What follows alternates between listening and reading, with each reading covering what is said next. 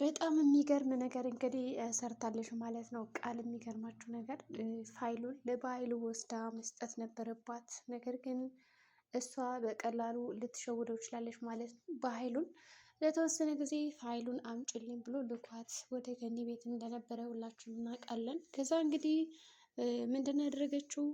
ገኒ ደርሳባት በነበረበት አጋጣሚ እንግዲህ ፋይሉን ስትፈትሽ እባክሽ እንደዛ አታድርጊ ተይ ለዳግም ስትይ እና ደግሞ ምንድነው የምትፈትሽው ማለት እንግዲህ ገኒን በቀላሉ ሸውዳ ከዛ ቤት ለማውጣት ሞከራ ነበረ። ይሄ ነገር አትሳካላትም። ገኒ ነቃች። የትምህርት ቤት ፋይሌ ነው ወረቀቴ ነው ማለት እንግዲህ ገኒን ለመሸወድ ሞክራ ነበረ። ያው እንግዲህ ትምህርት ቤት እንደማትሄድ ስለምታውቅ ገኒ ደግሞ መቼ ወዲህ ነው እንደዚህ የምትማሪው እስኪ ያሳየኝ በማለት እንግዲህ ዞር ትልባታለች። ከዛ እንግዲህ ያደረገችው ነገር ምንድን ነው? ፋይል ይዛ ይህን ፋይል ደግሞ ማን የላከሽ ማን አምጪው ብለሽ ነው በማለት እንግዲህ ስትጠይቃት በአሁኑ በግልጽ ነው የተናገረች። እንደ ሌላ ጊዜው ድብስብስ አላደረገችም። ይሄ ነገር በጣም ጥሩ ነው። ብሌን በግልጽ በኃይሉ አዞኝ ወይም ፋይል አምጪው ብሎ ካልወሰድኩለት ደግሞ በጣም እንደሚገለኝ ዝቶብኛል በማለት ለወይዘሮ ገኒ ስነግራት ገኒም እባክሽ ተይ በማለት ቁጭ ብላ ነገሮችን ለማስረዳት ሞክራለች ማለት ነው። ከዛ ቃልም በጣም ፈራችና ካልወሰድኩት ይገለኛል፣ እኔ መሞት አልፈልግም፣ ገና ታዳጊ ነኝ፣ ሕፃን ነኝ፣ ቀስ ብዬ ማደግ አለብኝ ነው የምትለው። እናም እንግዲህ እሺ ይህን ፋይል ከሰጠሽው ግን ዳግምን እንደሚገለው እወቂ ትላታለች ማለት ነው። እንግዲህ በአቶ ሰለሞን እና በገኒ መካከል እንዲሁም በባለቤቷ መካከል ትልቅ ነገር ይኖራል ብዬ አስባለሁ። ምናልባት እንግዲህ ሰለሞን እና በኃይሉ ጓደኛሞች እንደመሆኑ በዛ ሰዓት እንግዲህ ገኒ ለሁለት አፍቅረዋት ቢሆንስ አፍቅሯት ቢሆን እንደዛ አይነት ችግር ሊፈጠር ይችላል። ምናልባት እንግዲህ ሰለሞን የዳጊ አባት ላይሆንም ይችላል፣ የባህሉ ልጅ ሊሆን ይችላል። እንግዲህ አይታወቅም በእርግጠኝነት። ገነት ይህን ነገር ለራሴ ራሱ እንዳልተፈጠረ አድርጌ መርሳት እፈልጋለሁ። እንኳን ለልጆች ይህን ሚስጥር ልነግራቸው፣ ስለዚህ አልነግርሽም ላንቺም በማለት እንግዲህ ብሌንን አልነግርሽም በማለት ነው እንግዲህ የመለሰችላት። ባጭሩ ሚስጥሩን የዛ መለፍ ወይም ደግሞ የዛ ወረቀት የዛ ሰነድ ሚስጥር ለመናገር አልፈለገችም። ከተናገረች ደግሞ መናገር ካለብኝ መጀመሪያ ለልጆች እነግራቸዋለሁ እንጂ ለአንቺ አይደለም በማለት እንግዲህ ተወቻት።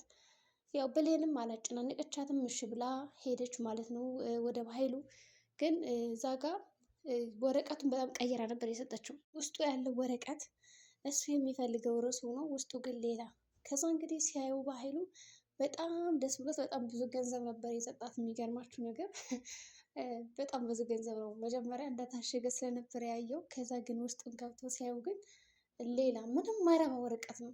ከዛም እንግዲህ የሰጣትን ብር ይደውልና እና የተመለሽ ይላታል። ሰው ቃለ ዜጋ በጣም ያሳቀችኝ እኔ እንደ ባህሉና ቃል በጣም ያሳቁኝ። ሰጣት። ከዛ ደግሞ ብሩን አስመለሳት ማለት ነው። ምክንያቱም የማይፈልገው ነገር ነው የሰጠችው። ስለዚህ የሁሉ ብር ሊገባሽ አይገባም በማለት ነው እንግዲህ እሱም እንዲያደርጋት። ከዛም እንግዲህ ነይ ምንድን ነው ምናምን ስትለው በቃ አምጮ ይሄን ወረቀት ነው እንዲያምጭልኝ ብዬ ላኩሽ፣ ይሄ እኮ ባዶ ነው ምንም አይረባም ይላታል። እሷም እንግዲህ አንተ ርዕሱን ነግረኛል የፍቅር ህይወት ምናምን የሚል ወይስ ደግሞ ገልጭ እንዳነበው ፈልገ ነበረ ሚስጥሩን ብላ እንግዲህ በቀላሉ እንዳላየችው ሚስጥሩን እንደማታነበው እና ገልጣ እንዳላየችም እንግዲህ ነግረዋለች። ከዛ ላንችማ ይሄ ብር አይገባሽም ብሎ እንግዲህ 100 ብር ነው የሰጣትና 100 ብር ነው እንግዲህ የወረወረላት። ሰው ቃል ደግሞ በጣም ተናዳ ይችን 100 ብርማ የራስክን የፈለገውን ነገር አድርግባት እንጂ እኔ ይህን ነገር አላደርግም በማለት ትወጣለች ማለት ነው። ከዛ እንግዲህ ወደ ገኒ ተመልሳ ሰጠሽ ወይ ብላ በጣም ፈርታ ነበር። ለምናት ነበር ስትወጣ ከቤት አሰጠውትም ለተወሰነ ጊዜ ብቻ እንዲራዘም አድርጌዋለሁ እንጂ በኃይሉ አይለቀንም እና ሌላ ወረቀት አድርጌ ዋናው ደበኩት እና በኃይሉ በእርግጥ ይሄን ነገር አውቋል ትላታለች። አውቋል ግን ያው አንቺ እንዳደረግሽው ነው የሚያስበው፣ እኔ ሳልሆን አንቺ እንዳደረግሽው ነው የሚያስበው፣ እኔ እንደቀየርኩ ሳይሆን አንቺ ትላታለች። ገኒ በጣም ፈራች። እናም እንግዲህ እዛ ጋር ከባህሉ ፊት ስትናገር የነበረችው ቃል ምንድን ነው? አሮጊቷ እኮ ምን ልብ አላት፣ በቃ ልብ የላትም፣ ቆሻሻ ቦታ ምናምን ጥለው ይሆናል ምናምን እያለቻት ነበር።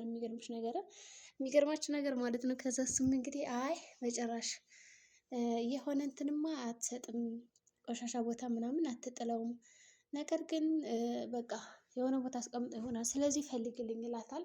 እሷም እሺ ትላለች። በሌላ በኩል እንግዲህ አሁን ላይ ሳሚና ብሌን አንድ ላይ ሆነዋል። ሳሚ በጣም ስለሚፈልጋት ልጅቷን እንግዲህ አቶ ባሄሉ ያው ግድሏቸው ብሎ የላካቸውን ሰዎች እንግዲህ ብዙ ነገር እንዲያደርጓቸው አድርጓል፣ ደብድቧቸዋል ምናምን። እንግዲህ ሳሚም እንደምንም ብሎ አምልጧል ከዛ አካባቢ ያው ብሌንን ላለማስደብደብ እንደገና የምወዳትን ልጅ ለምነካው ማለት እንግዲህ የባሀይሉን ጋርድ ቀጥቅጥ አድርጎት እንግዲህ ያው ደም በደም አድርጎት ነበረ።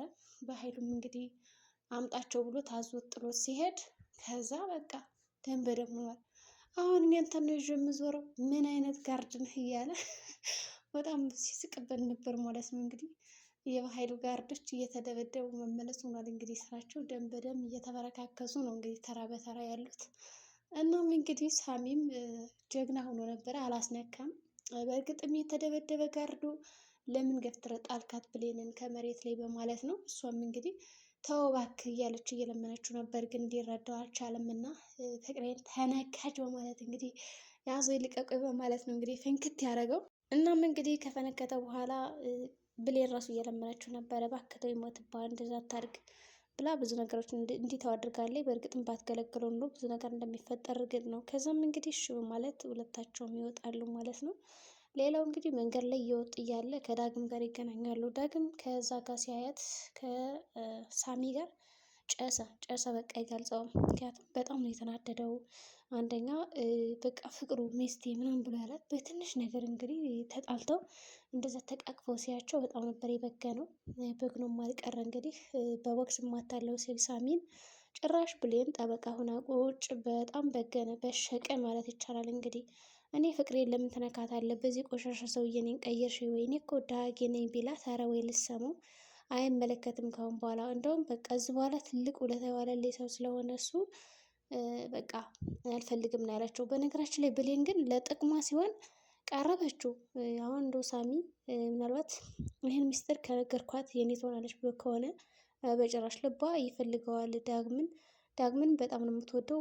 ግን የተፈጠረው ነገር መካከላቸው ላይ በብሌን እና በዳግም መካከል እንዲሁም ያች ቃል ባገባ ጣልቃ ባገባና እናቱም ብዙ ነገር ባታረገው አይለያዩም ነበር። እናም እንግዲህ ሳሚን ተጠቅማ አሁን ላይ በጣም ለማስቀናት እንግዲህ ትልቅ መንገድ ከፍታለች። በእርግጥ ተጎጂው እዚህ ጋር ሳሚ ነው ብዬ አስባለሁ። ሳሚ ምንም ቢወዳትም ብሌን ግን ለሱ ቦታ የላትም ከጓደኝነት ውጭ ማለት ነው። ቃልም መዘጋ በዳጊ በኩል እንግዲህ አፍቅረኝ እያለች እየተጎዳች ነው።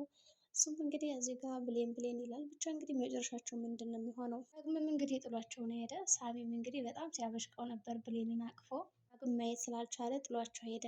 ገነትም ትክክለኛ ወረቀት እንዳልሰጠቻት ስታውቅ በጣም ነበር ደስ ያላት። ነገር ግን እስከ መቼ ይህ ሁኔታ ተደብቆ ሊቀር ይችላል? በሀይሉ መቼም እውነቱን መድረስ አይቀርም። የሳሚ መጨረሻ ምንድን ነው? እንደገና የዳጊስ ሰላም አሁን ላይ እንግዲህ እናቴ ስትላት ሰምታለች። ልጇ እንደሆነች ታውቅ ይሆን?